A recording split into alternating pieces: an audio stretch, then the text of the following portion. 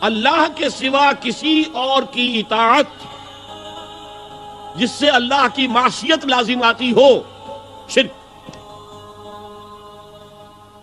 لا طاعت لمخلوق فی معصیت الخالق، مخلوق میں سے کسی کی اطاعت نہیں ہوگی کہ اس معاملے میں جس میں خالق کی معصیت لازم ہو۔ ہاں، خالق کے احکام کے اندر اندر والدین کا حکم بھی مانو، اطاعت کرو، اساتذہ کا حکم مانو، کسی اور کو اپنا لیڈر مانا ہے اس کا حکم مانو، لیکن ناٹ بیونڈ وہ جو سرکل ہے کتاب و سنت کا، اس سے باہر نہیں۔ لا طاعت لمخلوق فی معصیت الخالق، یہ آپ الجبرے کے فارمولے کے طور پر اپنے سامنے رکھیے۔ اب اسے اپلائی کیجئے، جیسے فارمولوں کے ذریعے سے پھر بڑے بڑے وہ سم جو ہے وہ حل کیے جاتے تھے سوالات۔ صبح کا وقت ہے، آنکھ بھی کھلی ہے، کوئی اذان کی آواز بھی کان میں آئی ہے، آپ کا نفس کہتا ہے ابھی سو جی۔ آپ نے اپنی چادر یا کمبل کو درست کیا اور کروٹ لی اور سو گئے۔ یہ کیا ہے؟ آپ نے کس کا حکم پیچھے پھینکا اور کس کا حکم مانا؟ اللہ کے حکم کو پیچھے پھینک دیا، نفس کے حکم کو آگے رکھا۔ یہ شرک، اس شرک کو جاننے والے بہت کم ہیں۔ مولانا روم نے خوب کہا تھا، نفس ما ہم کم ترس فرعون نیست لیکن اورعون ایراعون نیست، میرا نفس بھی فرعون سے کم نہیں ہے۔ فرعون نے کہا تھا نا الیس لی ملک مصر وہذہ الانہار تجری من تحتی، کیا اس ملک مصر کی حکومت میری نہیں ہے؟ اور سارا جو یہ آب پاشی کا نظام ہے، انہار کا نظام ہے، وہ میرے کنٹرول میں نہیں ہے؟ جس کا چاہوں موگا کھلا رکھوں، جس کا چاہوں بند کر دوں۔ یہ تھا خدائی کا دعویٰ، انا ربکم الاعلی۔ تو مولانا روم کہتے ہیں میرا نفس بھی اس سے کمتر نہیں ہے۔ وہ کہتا ہے یہ جسم میرا ہے، اس پر میرا حکم چلے گا، میں نہیں جانتا کون اللہ کون رسول، کیا حرام کیا حلال۔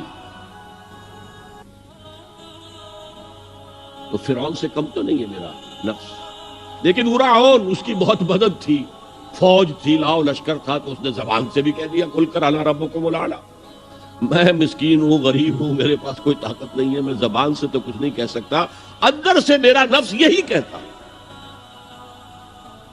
یہ نفس کی حکومت قرآن کہتا ہے، میں حیران ہوتا ہوں، دو جگہ یہ مضمون آیا ہے، ارأیت من اتخذ الہہ ہواہ افانت تکون علیہ وکیلا۔ اے نبی تم نے دیکھا اس شخص کو، اس کے حال پر غور کیا جس نے اپنی خواہش نفس کو اپنا الہ بنا دیا ہے۔ اللہ اکبر، الہ لا الہ الا اللہ، کلمہ توحید کا مرکزی لفظ یہاں آ رہا ہے، من اتخذ الہہ ہواہ، جس نے اپنی خواہش نفس کو اپنا معبود بنا لیا، الہ بنا لیا۔ افانت تکون علیہ وکیلا، کیا آپ ایسے شخص کی کوئی ذمہ داری لے سکتے ہیں؟ سود حرام ہوا کرے جی، حرام ورام، ہمارا دھندا جو ہے وہ آگے بڑھ نہیں سکتا، تو اللہ کے حکم کو پیچھے ڈالا، نفس کے تقاضے کو آگے رکھا۔ کون معبود ہے آپ کا؟ نام عبداللہ رکھیے، نام عبد الرحمن رکھیے، ہے عبد النفس، نفس کے بندے، نفس کے غلام۔ یہ میں نے یوں سمجھئے کہ جیسے میں نے ہجرت اور جہاد کی ڈیفینیشنز کی تھی۔ ہجرت کا بیس کیا ہے؟ پوچھا کہ ایو الہجرت افضل یا رسول اللہ، اے اللہ کے رسول بتائیے سب سے اعلیٰ ہجرت کون سی ہے، افضل؟ فرمایا ان تہجر ما کرہ ربک، ہر اس چیز کو چھوڑ دو جو تمہارے رب کو پسند نہیں۔ آج رات ہی سے آپ ہجرت شروع کر سکتے ہیں، جائزہ لیجئے کیا کیا چیزیں میری زندگی میں خلاف شریعت ہے جو اللہ کو ناپسند ہے، فیصلہ کیجئے کہ آج کے بعد نہیں ہوگی، ہجرت شروع ہو گئی، افضل الہجرہ، سب سے افضل ہجرت شروع ہو گئی۔ لیکن ٹاپ پر لے جائیے تو یہ ہجرت جب اللہ کے دین کو قائم کرنے کی جدوجہد اس مرحلے پر آ جائے کہ اب باطل کے ساتھ ٹکراؤ ہے اور اب چاہیے کہ ساری قوت ایک مرکز پر جمع ہو جائے، ہجرت فرض کر دی گئی، وہ ہجرت گھر بار چھوڑ کر، اہل و عیال کو چھوڑ کر، اور مکے کے بھیڑیوں کے رحم و کرم پر چھوڑ کر اپنے گھر والوں کو، جو لوگ ہجرت کر کے آئے، حکم تھا۔ ہجرت مدینہ فرض تھی، ہجرت حبشہ فرض نہیں تھی، صرف اجازت تھی کہ جن سے سختیاں نہیں جھیلی جا رہی مزید وہ چلے جائیں۔ تو ہجرت کا یہ ابتدائی نقطہ، انتہا یہ۔ جہاد المجاہد من جاہد نفسہ، جہاد تو یہاں سے شروع ہو گیا، اپنے نفس کے خلاف جہاد کرنا۔ صبح نفس نے کہا ابھی سو جاؤ، آپ نے نفس کی بات کو رد کیا، اپنا کمبل اٹھا کے پھینکا، اٹھا۔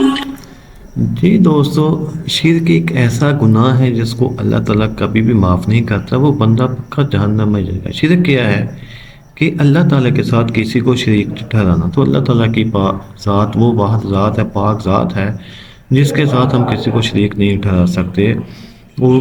ہم سب اسی کے بنائے ہوئے انسان ہیں، اور جو پوری کی پوری کائنات اللہ تعالیٰ نے بنائی ہے، کریٹ کی ہے، اور اس میں جو کچھ بھی نظر آتا ہے سارا اللہ تعالیٰ نے بنایا ہے۔ اور اگر ہم اٹھ کر کہہ دیں اور اللہ تعالیٰ کا کسی کو شریک کر دیں، کسی کو اس کے ساتھ شریک ٹھہرا دیں، تو اگر ہم کلمہ دیکھیں لا الہ الا اللہ، نہیں کوئی معبود سوائے اللہ کے، کہ اللہ تعالیٰ کے سوا ہمارا کوئی معبود نہیں ہے، وہ وحدہ لا شریک ذات ہے۔ اور اس دنیا کے اندر اور اس آخرت کے اندر، اس انسانیت کے اندر، جب سے یہ دنیا کریٹ کی ہے، جو اللہ تعالیٰ نے کی ہے، اللہ تعالیٰ ہی تھا، رہے گا، اور جانے کہ ہر چیز جو ہے وہ اللہ تعالیٰ نے ہی بنائی ہے، اور اسی کی وجہ سے ہمارے وجود میں آئی ہیں۔ اللہ تعالیٰ نے 1,24,000 پیغمبر کو، اولیاء کو ہمارے پاس بھیجا دین کی تبلیغ کے لیے، دعوت کی تبلیغ کے لیے، یہ سمجھانے کے لیے کہ اللہ تعالیٰ نے ہی اس انسان کو پیدا کیا ہے، فرشتوں کے ذریعے سجدہ کروا دیا انسان کو، اشرف المخلوقات بنایا، عقل دی، سوچ دی، شعور دیا، اور اس کے باوجود بھی اگر کوئی بندہ اٹھ کر اللہ تعالیٰ کے ساتھ کسی کو شریک ٹھہرا دے تو اللہ تعالیٰ کو یہ والا جو گناہ ہے یہ معاف نہیں کرے گا کبھی بھی۔